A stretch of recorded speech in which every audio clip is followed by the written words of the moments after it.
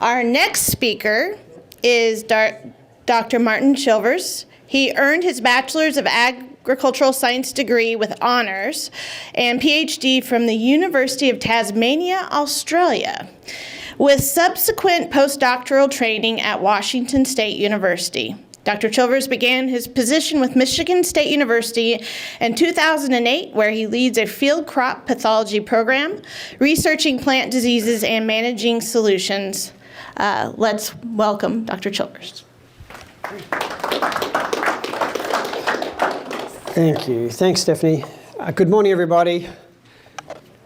As we go through this, if you have a question, please sing out. I'd much rather have a bit more of a conversation than just talking at you. A big shout out to the various checkoff boards that, we wouldn't be able to do our work without the support, be it the national or the state checkoff boards. So, yeah, thank you very much for that. So I'm going to talk about a few different disease issues. If there's something that you want me to talk about, again, please ask.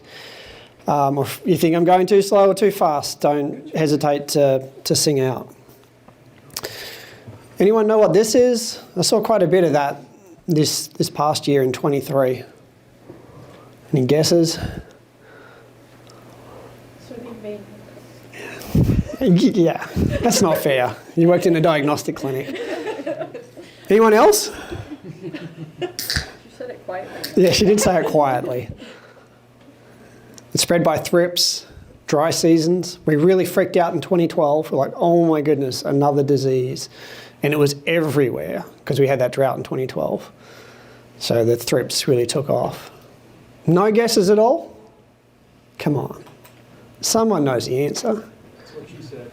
What she said? Okay, the colours, okay, I'll give it to you. The screen's a little small, the colours are a bit off. So soybean vein necrosis virus. Does that ring any bells? Yeah? Maybe? Nothing? Does it ring any bells? Very prominent this year. Yeah, very prominent. All right. So there was a lot of it out there. So that's why I put it up there. It's just one of those things. I saw a lot of it out there. And I went through our clinic as well. We sent it off just to double check with ELISA. And yes, sure enough, it lit up. It can look a little different from time to time, but just as the name suggests, necrosis around the veins of the soybean plant. And it's transmitted via thrips. So when we have dry conditions, that's when we tend to see more of it. In terms of yield loss, we really haven't seen a great deal. Maybe a small effect on seed quality. I don't know, Seth, if you've done anything on that. We were really freaked out in 2012, again, because I was like, oh, great, another thing to worry about, because it was everywhere. We could find it in every field. But since then, it's been relatively quiet. All right, soybean vein necrosis virus, there you go. Are they vectoring that all season long, early season? When's the most?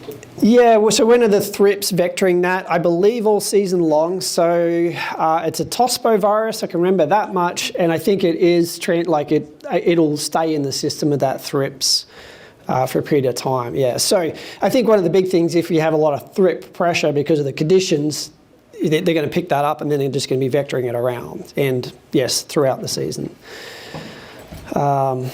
I guess the biggest question I get is it going to affect yield? Yeah, so the biggest question Stephanie says she gets is it going to affect yield? And generally I'd say no. We just don't see enough necrosis on the plants. Again, we were really worried in 2012, so we were starting to sort of get things ready to answer these types of questions, and it just really didn't develop post-2012 into significant levels anyway. Oh, so there's my slide on weather. So I know we're going to talk about soybeans, just the one thing on corn, I guess.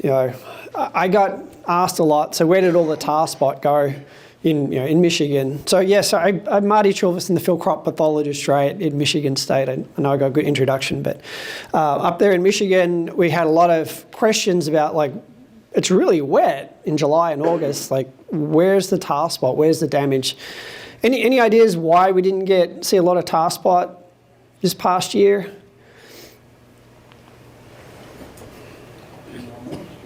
Yeah, moisture driven, absolutely. So yes, the conditions was very, very favourable in July and August, without a doubt. But we just didn't have that initial transmission from debris onto plants to get disease started. At least that's my theory, and I think that's pretty reasonable. Happy to be told otherwise and proven otherwise. But yeah, that dry May and June, we didn't detect tar spot in some of our fields until August, and we're paying pretty close attention. I know you found it really early. You found it, what, June 25th? June 25th, so you have the record for that then? Not me personally. Well, someone you know has a record, right, in Iowa. Yeah. So I'd found it on July 1st in 2021, and that was a really bad epidemic for us in Michigan. And when I found it, actually, it was in a variety trial, and it was on 50% of the plants. It was all, so if we're out scouting for it, I'm going to look at the lowest green leaf on those young plants, right? So we were at, I don't know, V8, 9, 10-ish, and it was on 50% of the plants. So clearly it had been there for a bit before I'd seen it, right? It's a hard one to scout for because it's just those tiny little spots on the plant. So it's a challenging one. So I have no doubt that it's probably out there early. It's just sort of hard to scout for. And it's, let me get back to the soybean element here. And so tar spot is what we call a polycyclic disease, right? It'll infect a plant, make more spores, go through another cycle, infect the plant all through the season, right? So hopefully like compound interest used to be, put money in the bank and you can see it grow, right?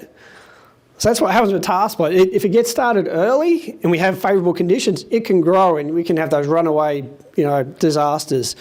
Yeah, so anyway, I think that's what really happened with the tar spot. We're just too dry too early for too long and just didn't get things started. It definitely came in later, but yield losses were pretty minimal this year.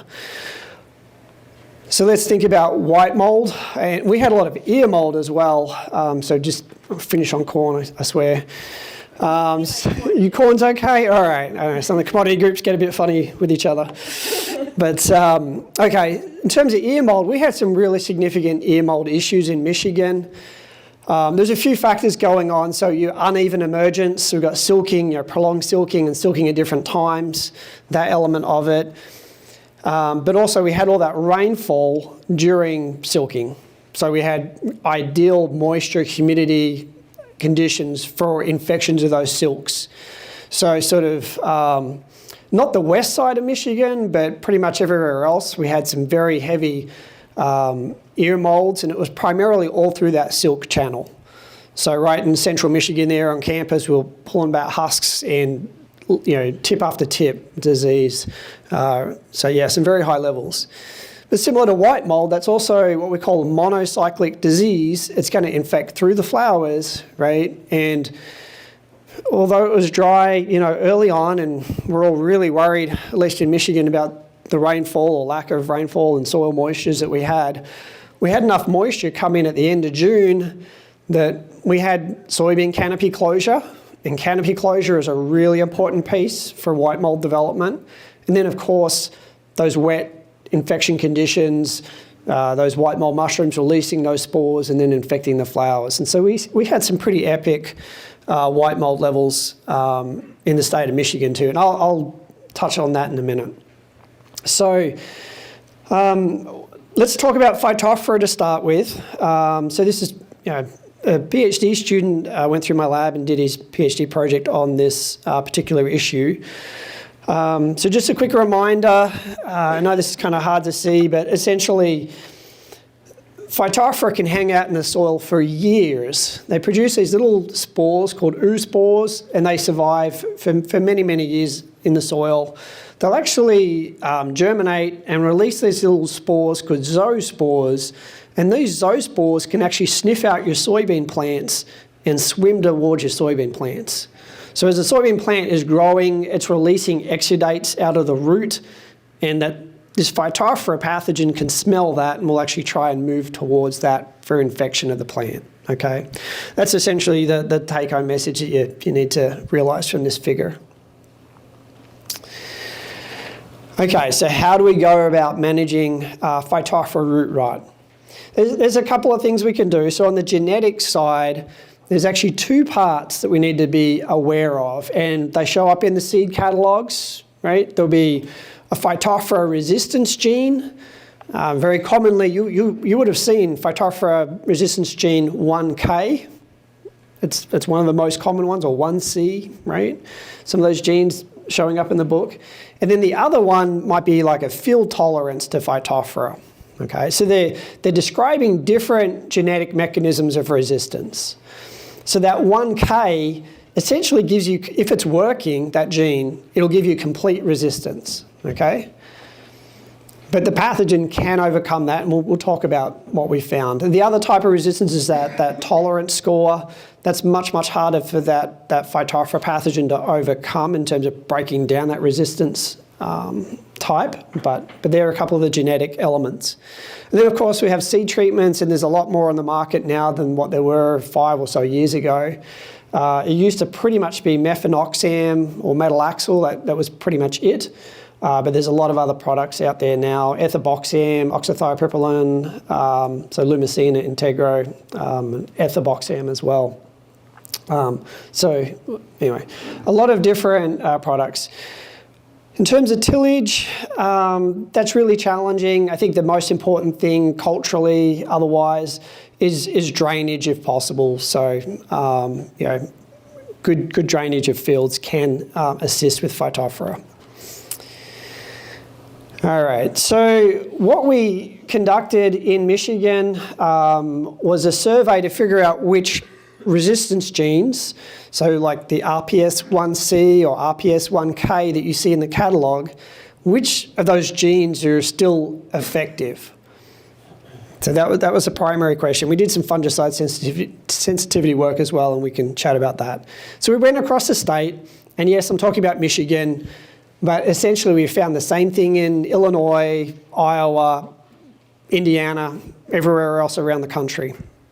So we went out, we collected soil.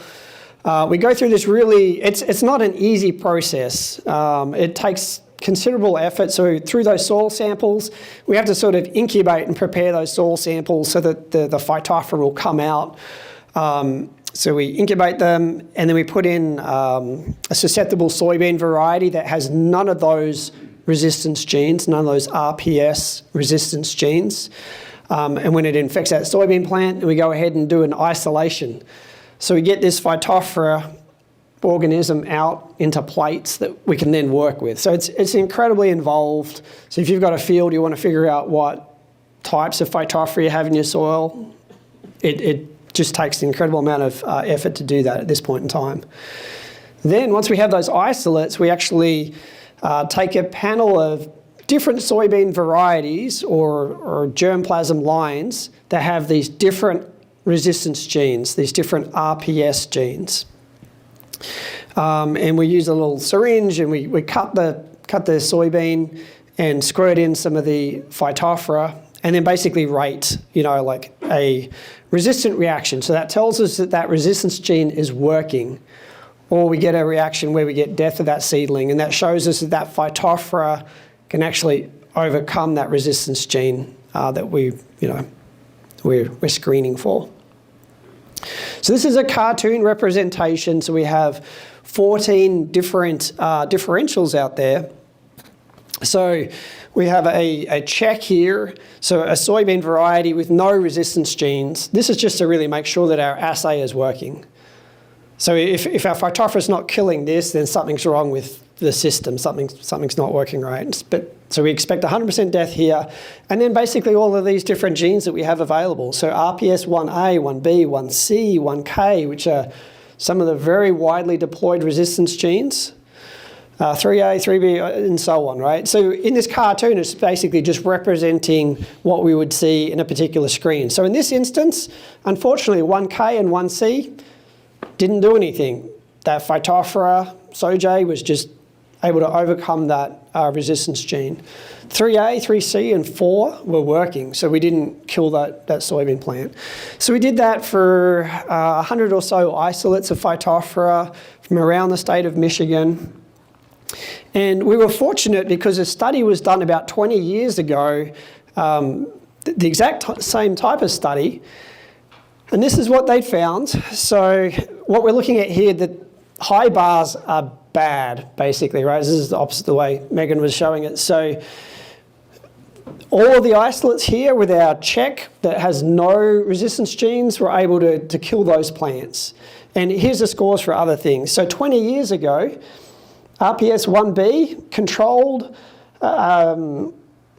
only about 20% of the isolates were able to kill the RPS 1B. Only about 30% of the Phytophthora isolates were able to kill the 1K, etc. Right? So it's showing that these genes were killed sometimes, but not by most of the population. And what we're talking about here is like 100 or so Phytophthora isolates, right? So it's a whole sort of population scale. So when we repeated it, unfortunately, there'd been a shift. So 20 years later, in 2022, these genes that were effective before, and only a few of the Phytophthora isolates were able to kill, now they're able to kill most of those. Right? So it's showing us that the RPS1K was effective 20 years ago. It controlled about 70 or 60% of the isolates out there, but now it's controlling very, very few. Most of the isolates of Phytophthora sojei are able to kill soybean varieties with that resistance gene.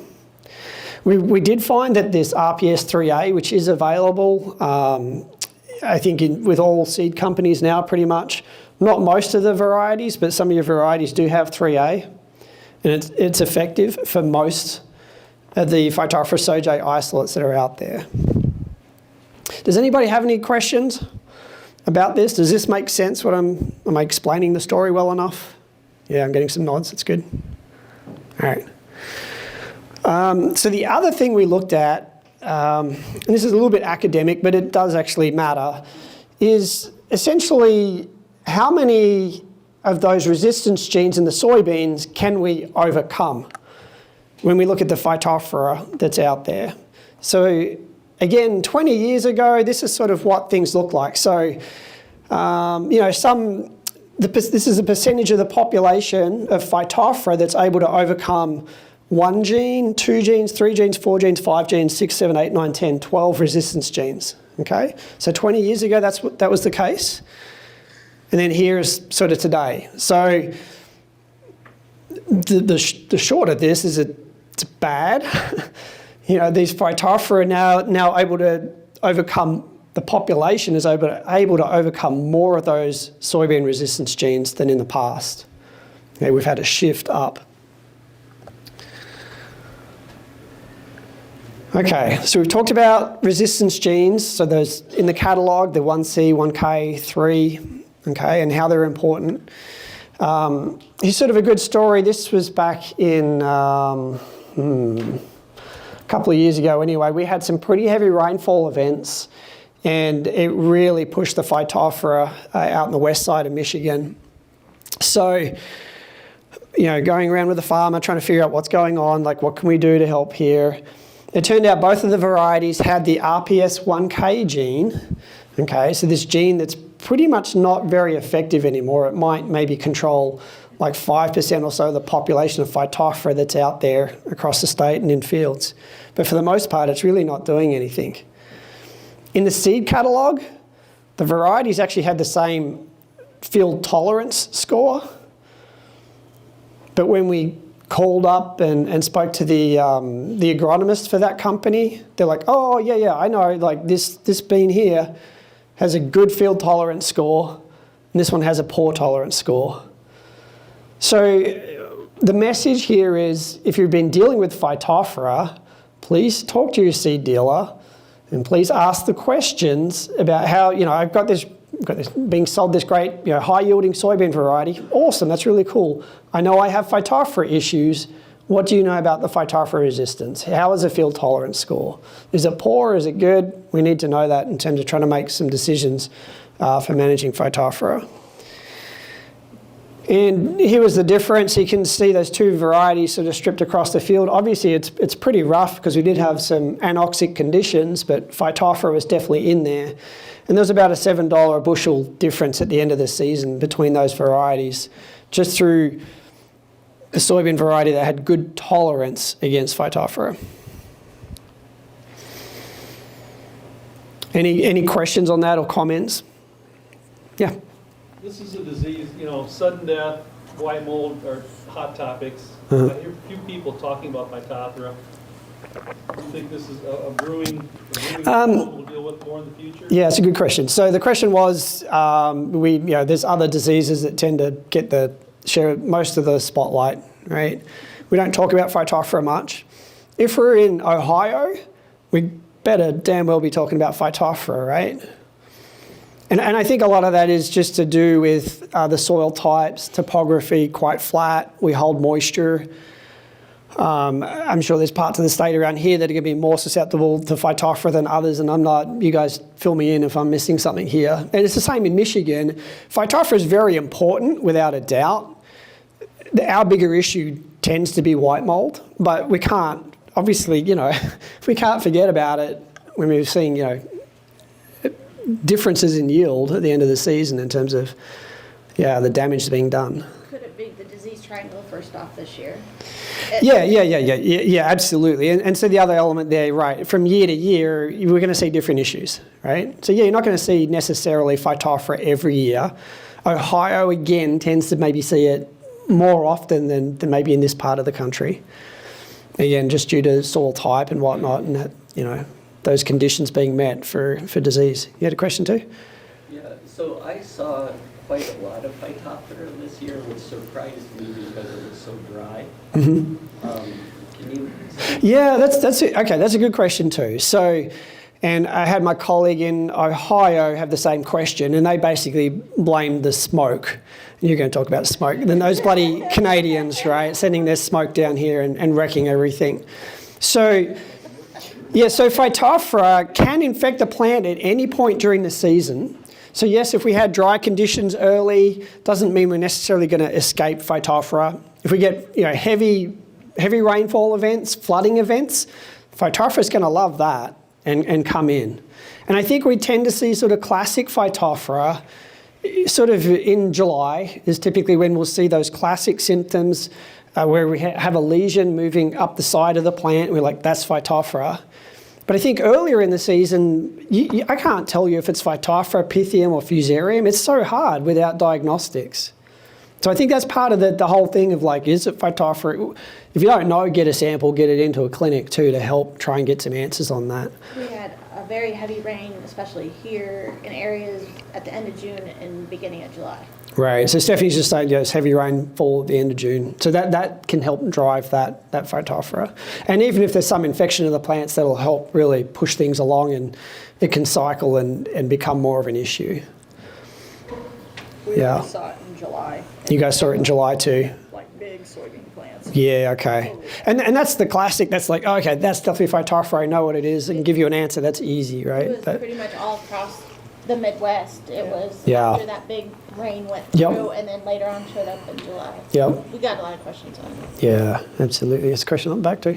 So at the top of the screen, the beans change color dramatically. Yeah, they do, don't they? Is Yeah. anyone is that a disease presence, a fertility difference, or just plain that much drier? I don't even know if there was a topography difference in that part of the field. I didn't dig further into that. Still see the difference between the varieties. Yeah, you're right. I hadn't actually noted that before, but yeah, there's definitely a strip up the top there. I don't know. Be interesting to look at. I mean, one of the issues with diseases too, there's always patchiness throughout a field, right? They don't tend to be uniform across a field. Okay, so the other thing we did in the lab too, and some of this data doesn't matter too much to you, but we took these different chemistries. So as I was saying before, the metalaxyl mefenoxam, there has been some discussion that, it's failing, we're seeing resistance in Phytophthora, but there's no data that I'm aware of to really demonstrate that. So we went and had a look, and the isolates, at least in Michigan, we're able to demonstrate that they're all sensitive. So what you're looking at here is basically the dose of fungicide to inhibit growth by 50%. So as we go up the scale, we get more and more fungicide in a Petri plate, and we're putting that organism on the seed growth. This oxythiopripyline from the Lumicina looks amazing, right? Like a very, very low dose. But you've got to be careful how you read this. This is in a Petri plate. So how does this product move in plant? How long is it viable in planter? There's a whole bunch of other elements to sort of think about here. But essentially we found no cause for concern in terms of fungicide resistance in the Phytophthora that we looked at. I'm assuming there'd be the same, very, very similar situation here in Illinois, but it's something that we need to be certainly paying attention to. So just the summary points then. So if you're looking in, if you're dealing with Phytophthora, you want to be very aware that even though it says it's got a resistance gene, 1C and 1K in the book, it doesn't mean that that gene's actually going to do anything, because most of the Phytophthora isolates are able to overcome those genes. RPS3A controls about 70% of the isolates out there. So it's not perfect either, but it does a pretty damn good job. And we just did I'm not talking about it now, but we did a global analysis. So we pulled all of the data, all of these surveys that we've done across the US, Canada. We pulled data from around the world as well. And it basically shows the same story. Most of these genes, these 1C and 1K genes, tend to be failing globally. And for us, it was really just a way to put that message out directly in front of the seed companies to go, hey, if Phytophthora is an issue, we need to incorporate some of these different resistance genes, okay? And just because you listed 1K in your catalogue shouldn't really give farmers much reassurance. Any other comments or questions about Phytophthora before we move on to white mold? All right. Okay, so we had some pretty significant white mold in Michigan this past year. And I think for us, honestly, there's always somewhere in the state that tends to get knocked about because we have lake effect moisture, and we do have some irrigation as well, so that certainly promotes things. So this was fairly close to Lansing, and yeah, the field is pretty well smoked there with white mold. What was interesting and really reassuring, we went around with this seed company that had different varieties in different fields, and thankfully what was nice to see is that there was some correlation between the book resistance score, the white mold resistance score, and how much disease we were seeing. So this was a variety that did not get a very good white mold resistance score, and it looked terrible. We looked in other fields, another variety had a much better resistance to white mold, and it still had disease, but things looked way, way better. So that was just nice to see, because they don't always, they don't always sort of correlate, but that was really reassuring to see that book score mattered.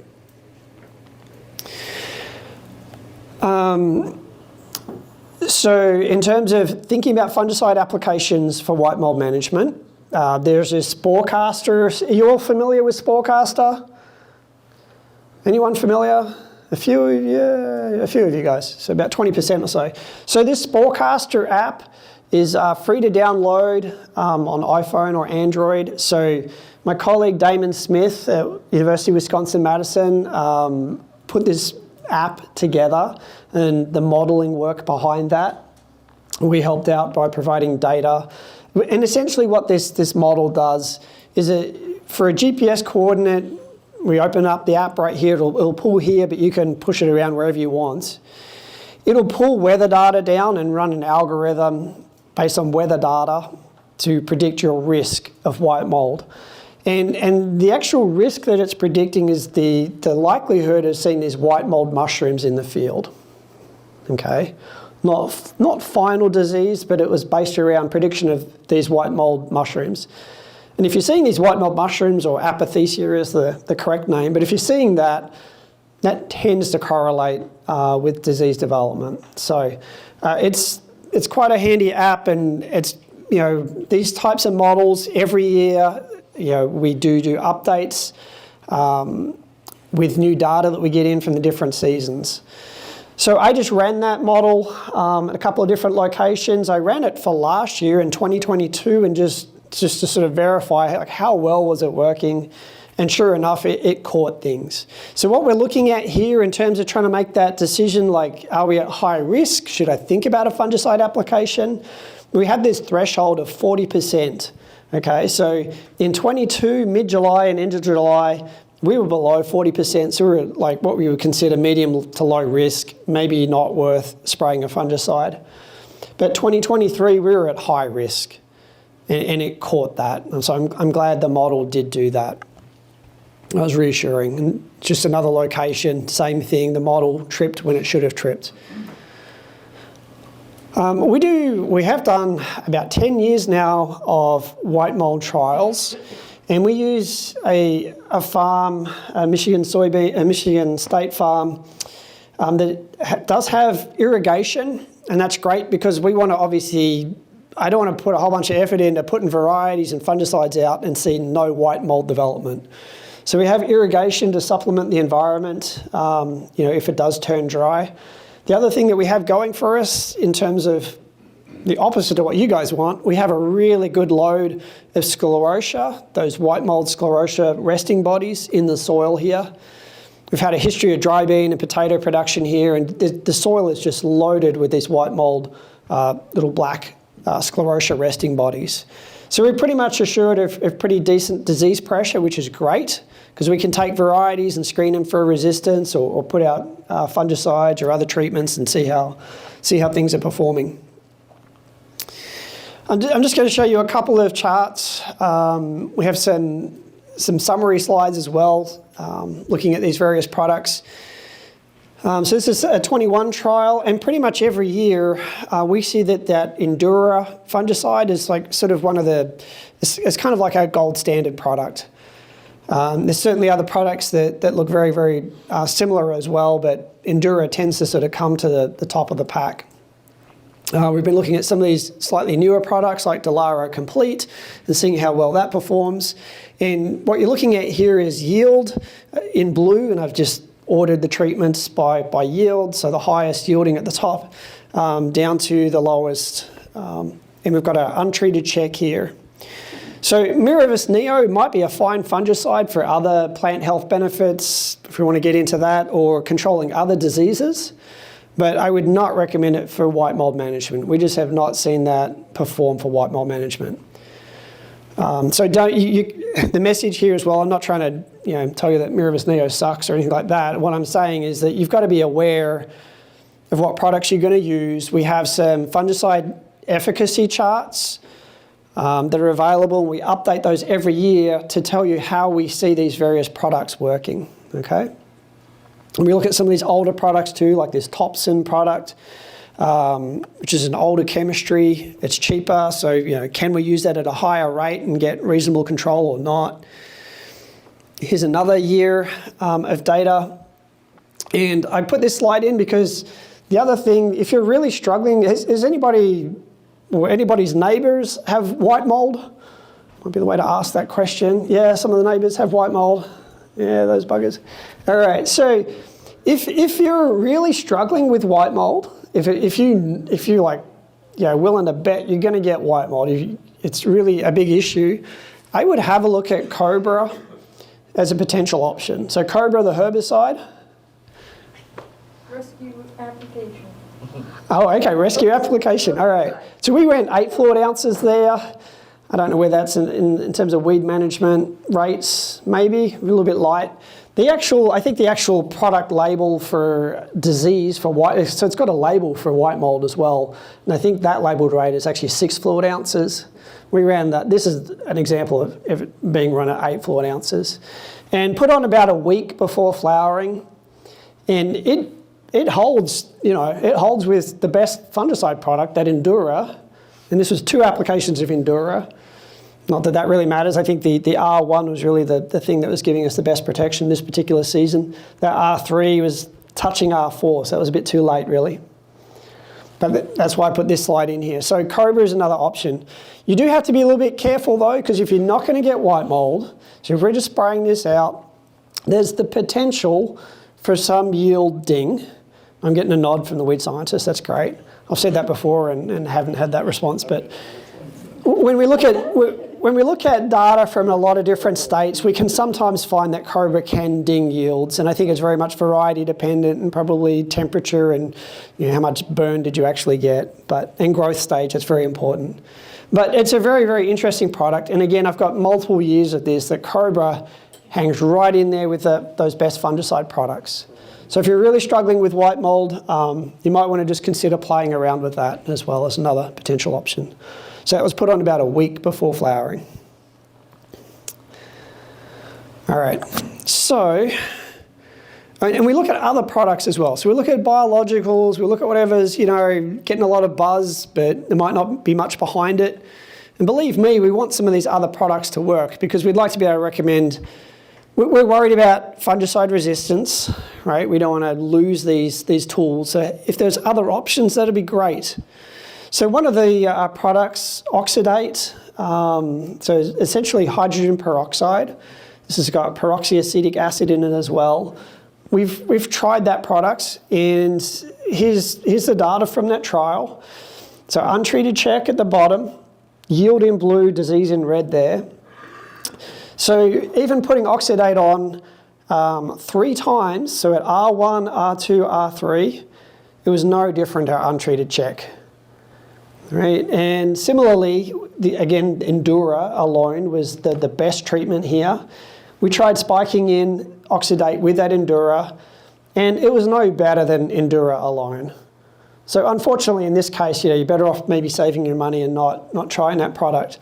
It's not that it can't work for disease management, but we just have not been able to get it to work for white mold management in soybean. Okay?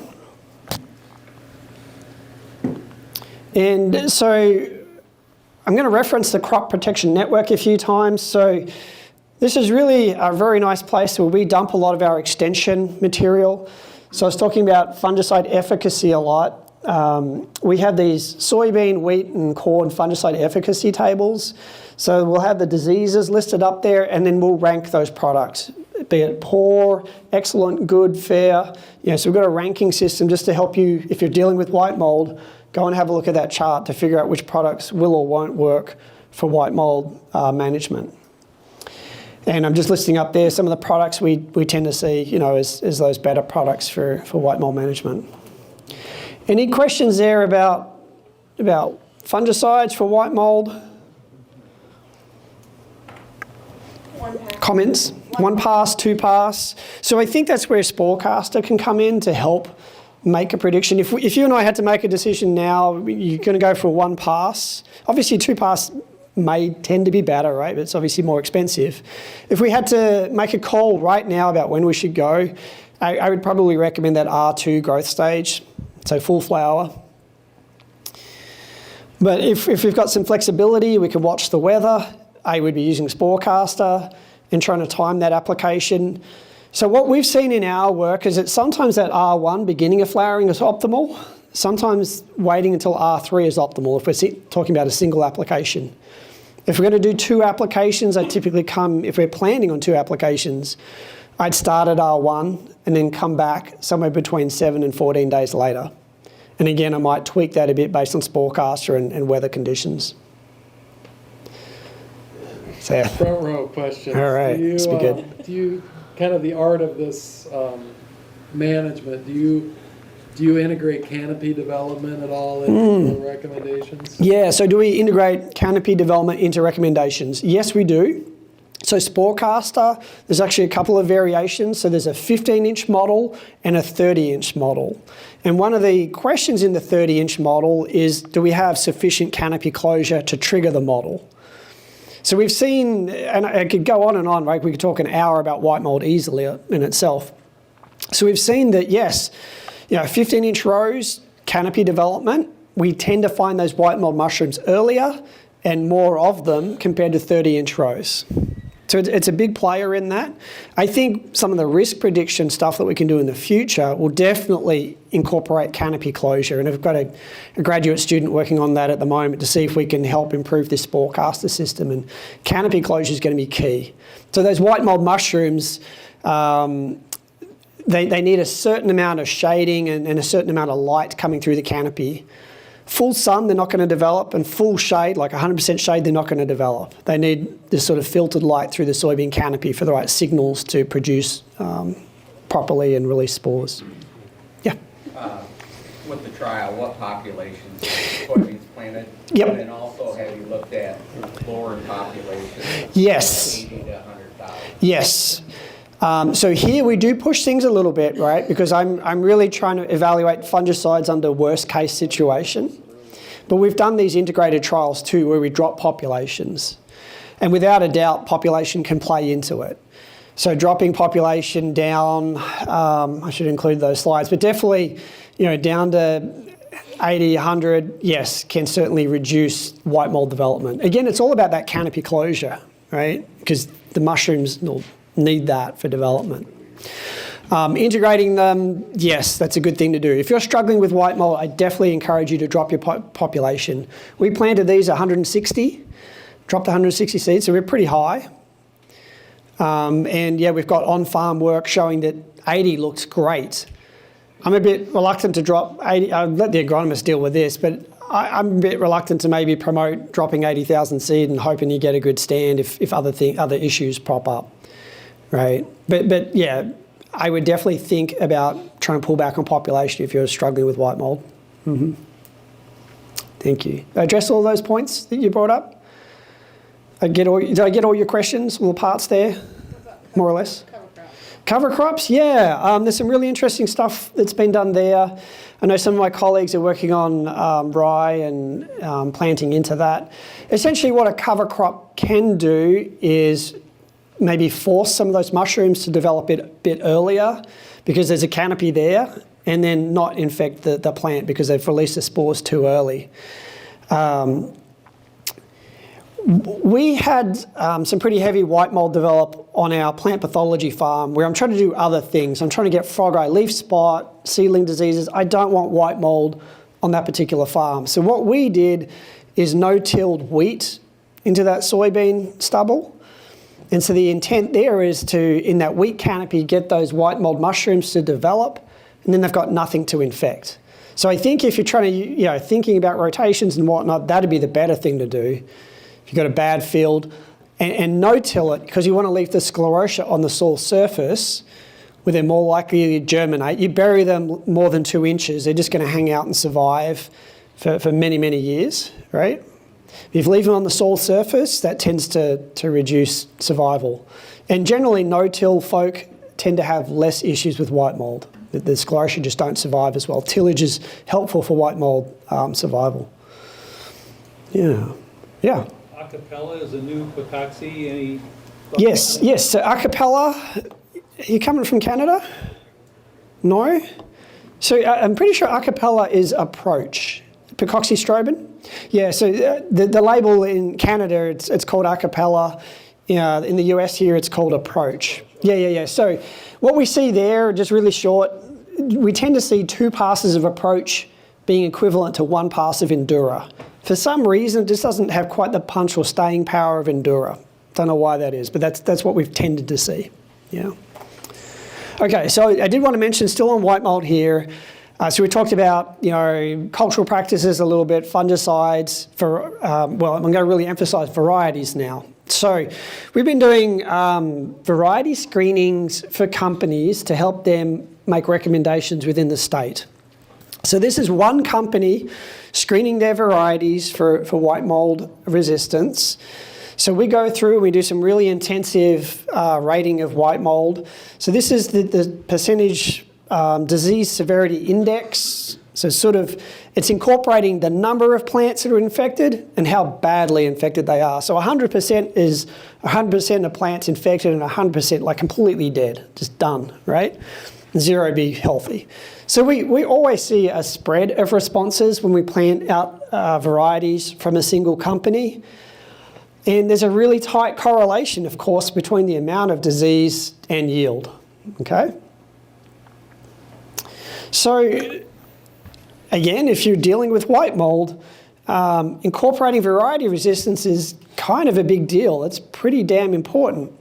So we're seeing about a 20 bushel difference from the best performing to the worst performing, right? So the least amount of disease here, highest yield compared to the most susceptible and lower yield. So we had about 25 bushel difference in 21, about 16 bushel difference in 22. So variety selection is very, very important.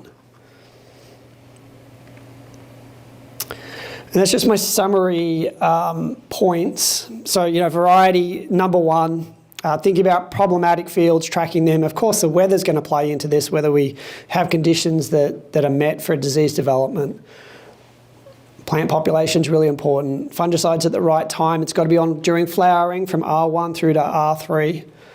And there's biologicals too. We know Contans does a reasonable job at lowering the sclerotia population in the soil. But just like fungicides, they're not silver bullets, right? You put this treatment out, it does not mean you're going to eliminate disease. We've really got to use an integrated approach too, so incorporating variety resistance with a fungicide in those bad white mold years. Oh yeah, I've got some kind of cool slides too. So anyone got questions about drones? Nah, nobody? You guys are quiet. I have so many questions about drones. Yeah. So, okay. Well, so my colleague, Damon Smith from Wisconsin. So this would be Damon Smith, so my fellow pathologist, Wisconsin. I think this is Brian Luck. Yeah, you're getting some confirmation. Thank you. So the drone sort of guy. And then this character here, Sean Conley, the agronomist. So they did some drone work, basically to have a look at, could we use drones to control white mold? Just a pretty video here, ground rig compared to drone. So I think the one thing I would tell you, if you're asking me, the big thing is canopy coverage, and the technology is changing so much, right? So this is one particular setup and one particular height. So if someone can come in for half the price, but they're going to fly, twice as high, now you've got, a quarter of the coverage. Well, you're going to spread stuff further, but coverage is going to be really, really important here. And I think that's one of the pieces of the puzzle that is just going to be critical. So here's some overhead shots. So you can see some white mold in their check strips and those greenness scores. Let's just jump straight through to what they had. So this is the amount of disease. So no fungicide, really, really heavy levels of disease there, 80 on that score, up to 100. Both the ground rig and the drone were comparable, no statistical difference there. So that was pretty cool, pretty neat to see. And in terms of yield, a similar sort of deal. Ground rig, not statistically different to the drone. Maybe if we run more trials, coverage will become an issue and we can get a difference. But again, what drone are you flying? How high are you flying? Is it windy? You've really got to pay attention to coverage. And I know we've had quite a few people use drones to spray their corn for tar spot and other things, and that's cool, great. I think the weaknesses are going to show when we get a heavy tar spot epidemic and all of a sudden we can see where we just didn't get the best coverage from that drone, right? So that would be the weakness. Very, very exciting technology though. So yeah, thanks to Damon and the crew for sharing those slides. You use less water in the drone. Yeah. So we're down to gallon, gallon and a half to 2 gallons or so per acre in the drone. So that can be an issue, absolutely. Canopy penetration too, so I guess we didn't talk about fungicide application. We have to get that product down onto the flowers. It's not going to hit the top of the plant and then move down. It doesn't work like that with most fungicides. So again, I'm really impressed actually to see that data. I almost don't believe it, but it's pretty cool that in that instance they're able to manage. Other questions or comments about that? Yeah. So then if they're only down to, say, a gallon of water, are they using up blue water or something like that? They're certainly not using tap because it's just that much. Oh, right. Important, isn't it? What do you mean by blue water? Oh, they're recycling, making sure the pH is just... Oh, yeah, okay. I mean, I definitely would be, absolutely. I'd be making sure that water is, yeah, absolutely. There's not going to be any issue from that. You want the best efficacy. You don't have to truck as much around, I guess, right, because you're putting on less. But yeah, I think that'd be a big issue. But to me, the bigger thing is, yeah, also just that coverage and how high are we flying, the wind speeds, all those sorts of pieces. Any idea what this particular disease is?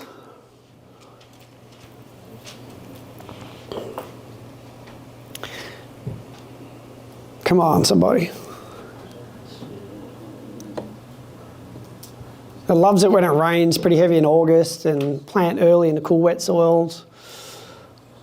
SDS, yeah, I'm hearing those SDS whispers. Thank you. So I think this was 22. So it's actually a fairly dry year for the most part. So the lesson here is don't plant a susceptible variety or you might get smoked, right? So there was a few fields that had very, very bad SDS.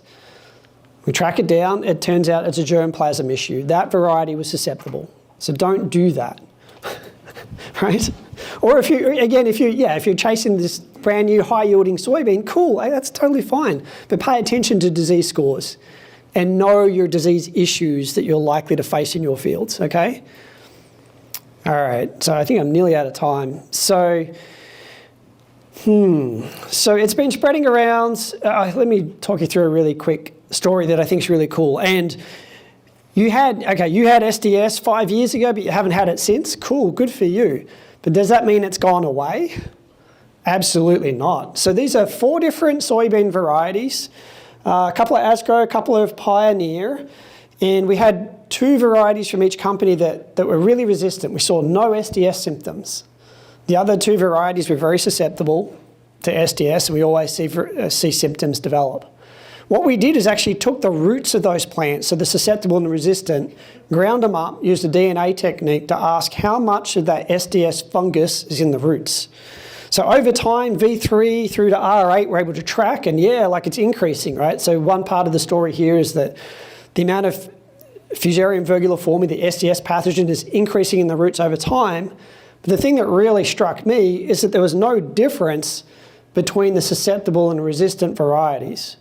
So what I'm saying to you is that just because you're planting a resistant variety and you see no foliar symptoms of the SDS, there may still be root infection, and it's very good at hanging out. It can also colonize corn to some extent and just hang out in the field.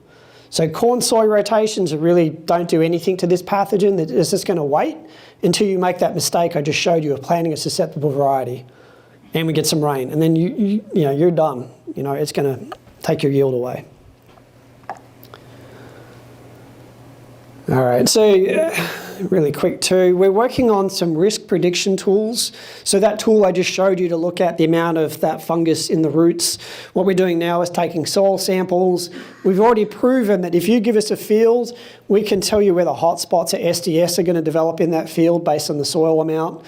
Now we're just scaling up and working with colleagues across the country to essentially see if we can apply it to different soil types and different geographies. Let's touch on seed treatments really quick. There's really 2 products that we see consistent yield protection and disease suppression from, and that would be Alevo and Saltro, and compared to a base treatment in this instance. They're really the 2. So, and we've looked at fungicide sensitivity there. I won't go on about that. But again, variety selection, seed treatment, and extended rotation. So Iowa State did some work looking at 3-4 year rotations, but not just corn and soy, but incorporating different crops. And that reduced the amount of SDS in the soil. And then your quick warning about red crown rot of soybeans. So a fairly new disease characterized by these red fungal structures on those lower stems. It reminds me a lot of soybean sudden death syndrome in terms of being soil-borne and producing SDS-like symptoms, but it's a new disease for us. What we know at the moment is that there was this red crown rot pathogen was found back in the 60s and 70s on peanut and soybean in the south, but what we're seeing up in Illinois, Indiana, Kentucky, is a different variant. There seems to be some genetic differences, which may explain why all of a sudden we're seeing it move to further north. Some of you have probably heard about some of the outbreaks in Pike County. So here's some fields with a lot of dead soybean plants, that yellowing of the foliage there, and then some of the symptoms just on those root systems. So if you're not sure, please send it into a diagnostic clinic to figure out what is going on. You need to know what the problem is. At the moment, we really don't know a great deal about control management options. There's really very, very little work being done. in terms of seed treatments and variety screening. So it's a new disease, something we're trying to get our hands around as quickly as we can. So I can leave it there. Where are we at with time? We've got 5 minutes. So I guess, are there questions or comments about anything I've spoken about today? Yep. So on the red crown rot, I farm in Illinois or northern Illinois, and I work for a co-op that goes all the way up into Wisconsin, or Wisconsin Cooperative. Yep. And we started playing around a little bit with a lab in Iowa called Trace Genomics, where they run DNA tests on the soils. Yes. We don't think we saw red crown rot anywhere, but almost every sample I took out of 60 samples all the way up through north of Madison had red crown rot genetic material in the sample. So what's... So the question was about some of these new companies. Trace Genomics and Pattern Ag are a couple of the big ones, right? So essentially what they're doing is getting your soil, doing DNA sequencing on that, and then comparing the sequences to pathogen genomes. This, in a nutshell, is basically what they're doing. So it's really exciting, but it's very early days. And so you're basically saying that they're finding this red crown rot pathogen up north in areas where it hasn't been reported yet. So that may very well be a false positive, right? I think it is. This disease may very well be in Michigan already. It may very well be in Wisconsin already. But I have seen some of the reports, and it's, again, I'm very excited about the possibilities, but we can very easily have false reports. And it comes back to how the analysis is being done. And I know the companies are scrambling as hard as they can to give you the best report. They want to provide a valuable service that you'll come back and use, but it's pretty early days. So I'd just be cautious with those types of reports. Yeah, that's totally cool. Absolutely. And I know they used our one of our DNA techniques, or one of the companies did, for the SDS pathogen. But that type of assay we use is only for that pathogen. It doesn't pick up everything else. So what they're doing now is just sequencing everything and then trying to sort through all this DNA. And so the big trouble then comes, they need to essentially screen all of that DNA against known pathogens and unique DNA features that only occur in that pathogen. And that may be where some of that false positives are coming from. Yeah. And it's early days on the red crown rot issue too. There's a whole lot we don't know about it, right? So we don't have some of the genomic resources, and that's why I'd be, I'd question those, I guess, and just, You said it was identified in Pike County, Illinois? Yep. And why did they think that was kind of the first notice of it in Illinois? Well, maybe it's been here, but I mean... Yeah, why? Well, yeah, so why there? I don't know, but I can tell you it's soil-borne. So you want to be very, very careful about moving equipment, purchasing equipment and moving it, especially long-distance movement of equipment around with soil on it. That's a surefire way to bring in weed seeds or nematodes or some new pathogen you haven't had before. I don't know exactly why Pike County. This last year, there were some really alarming photos from just the west side of Indianapolis too. So probably equivalent northern sort of latitude to Pike County, I guess, or thereabouts. But anyway, just the field was just pocketed with big holes in the soybean canopy from this red crown rot. So Pike County's not alone. And I think the other thing that we see, like similar with soybean sudden death syndrome, it might be present in the field, but it's hard to see until the population sort of builds in the soil. And then all of a sudden, we've got these pockets where like, wow, there's dead plants here that clearly, yeah. I didn't know if the drought was kind of isolated in that area. Yeah, that's a good question. There certainly may be environmental elements to all of this as well. Absolutely, without a doubt. But I think one of the key things I think we're going to find out is that we've got this new disease, and it's spreading around the country, and it's just going to pop up, where it's been sort of spread to. And then, yes, the environment from year to year is going to dictate how bad that is. Yeah, without a doubt. And again, I have no doubt, like heavy rainfall events are going to push this thing along.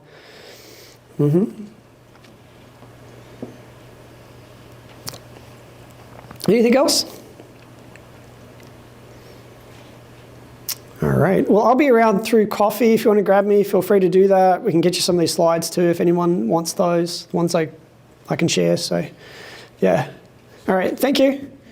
Yep.